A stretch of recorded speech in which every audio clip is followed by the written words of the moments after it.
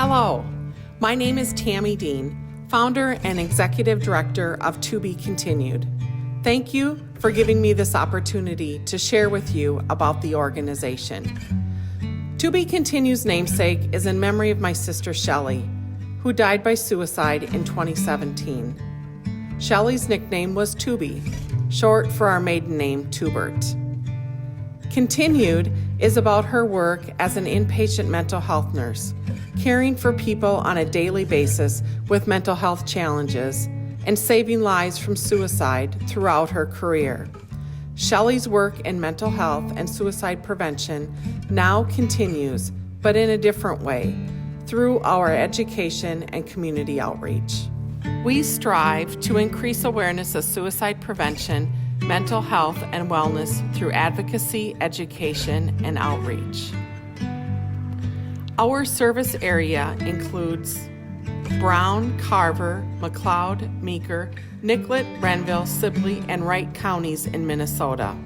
People who live or work outside of this 8-county area are still welcome to and often do participate in our education and outreach activities. To Be Continued is a 501c3 nonprofit organization governed by a volunteer board of directors.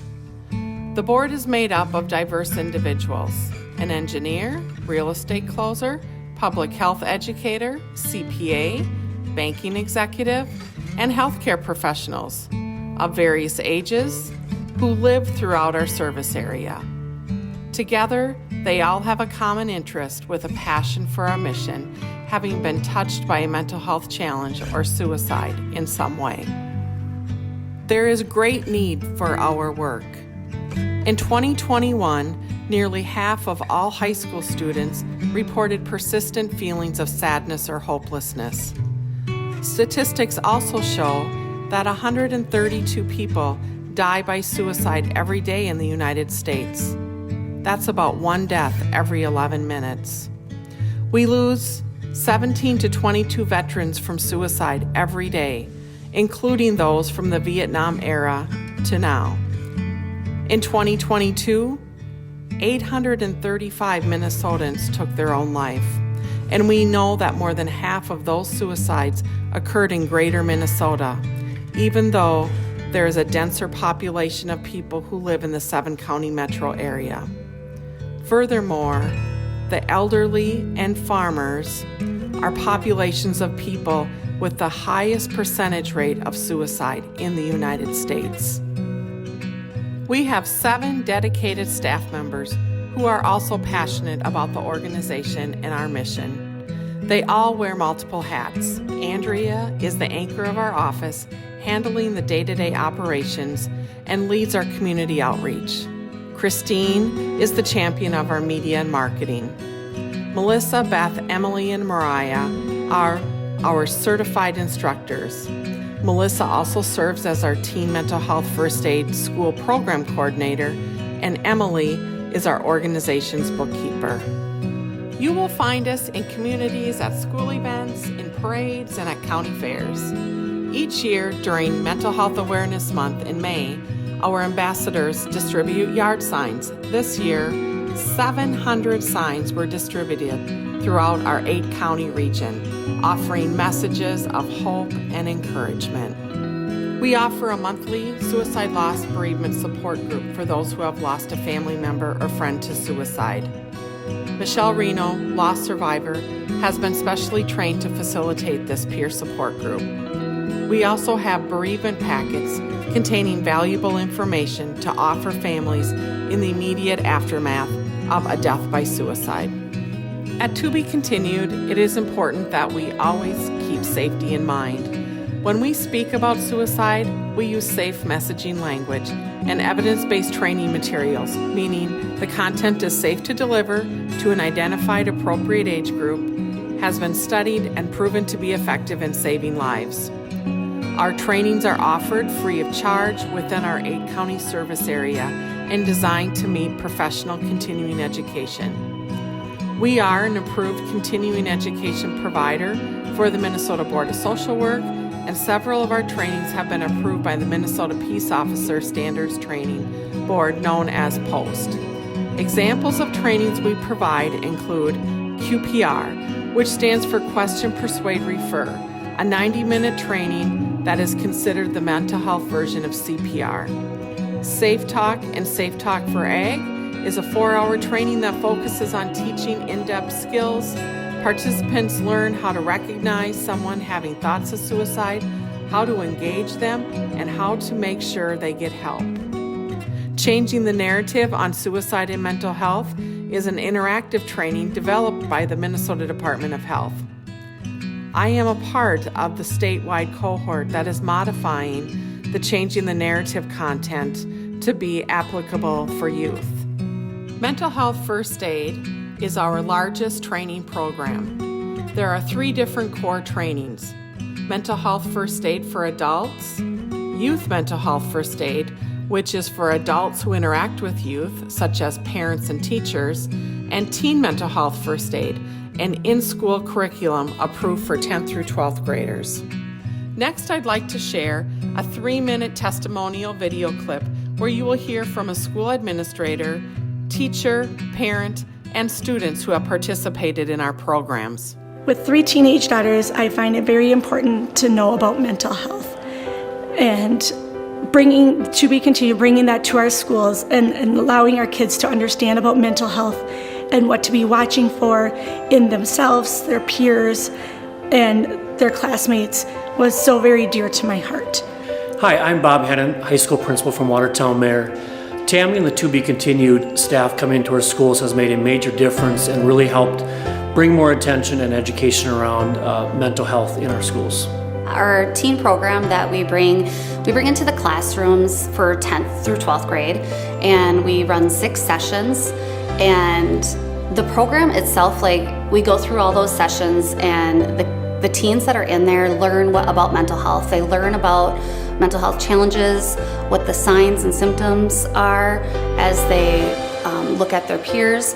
Taking this course gave me the courage to go up to someone when they might need help and being able to use the skills that I have learned.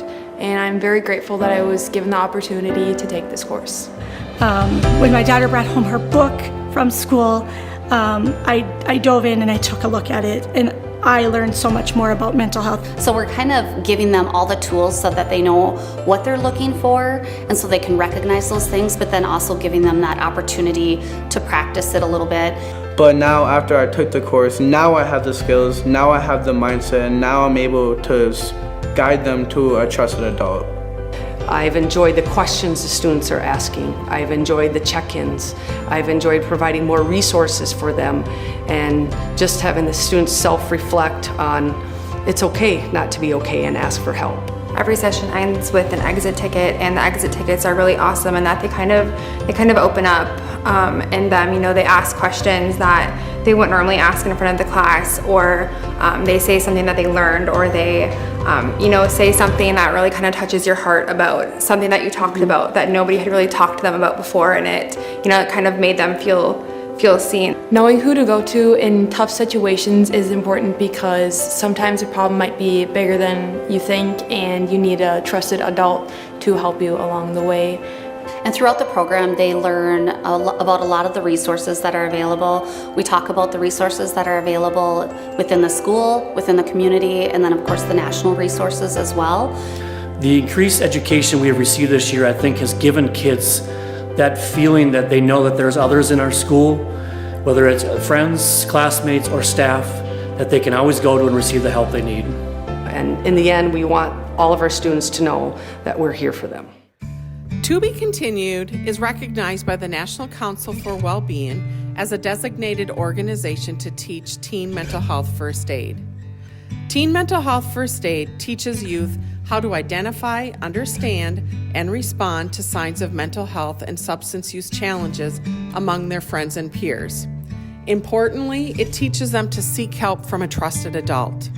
This training is an upstream approach that teaches them an action plan that they can use into adulthood. It is a 6-lesson curriculum delivered in 45-minute class sessions by our certified instructors. Teen Mental Health First Aid must be offered to an entire grade level, and class size is typical for the school, on non-consecutive days, typically 1 day a week, for 6 consecutive weeks. Large group assemblies are not allowed. For example, if a school has 4 sections of 10th grade health, then we must go and teach to each one of those class sections, meaning we will teach 24 times at that school. Before teaching students, we must first teach youth mental health first aid to at least 10% of faculty and staff in the building. We must also offer informational sessions to parents, staff, and students. Our program is now in its 3rd year. The first year we taught at 2 schools. Last year we were in 9 schools, and this year we are in 16 schools across our 8-county area. This equates to 60 sections of students. While it costs about $2,500 to teach a class section of 30 students, the training is offered to schools at no cost in order to eliminate any financial barriers. We already have a waiting list for next year, and typically we do not seek out schools, rather they reach out to us upon hearing about our program.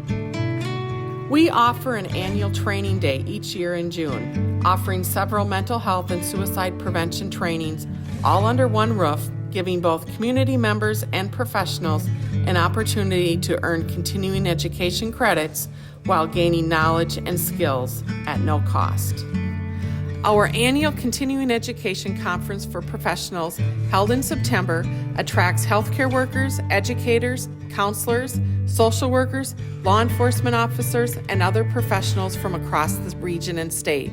This is a highly regarded event featuring a full day of presentations by experts and a great opportunity for networking with others.